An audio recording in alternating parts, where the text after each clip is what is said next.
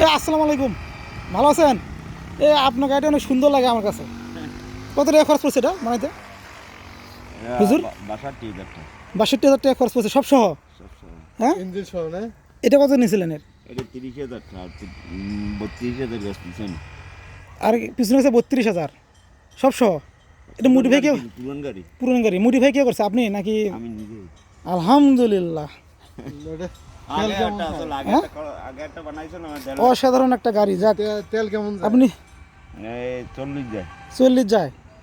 এটা 40 কিলো যায়। নিজেই কি ব্যবহার করেন নাকি? আচ্ছা আচ্ছা, পাথর করে দেওয়া নিয়ে আবার তো মাছ বিক্রি করেন না?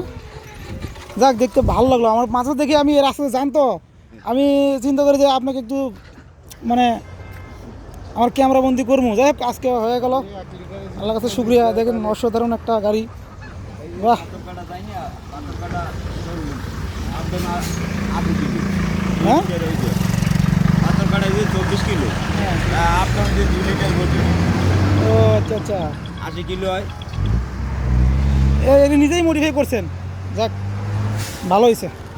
তো ঠিক আছে, ওকে, আসসালামু আলাইকুম। স্টার্ট দেন, স্টার্ট দেন। 2 লিটার তেল হলে পাথর কাটার থেকে আসা যাওয়া করে। ও রে তো রে, চাইনিজ গোড়া।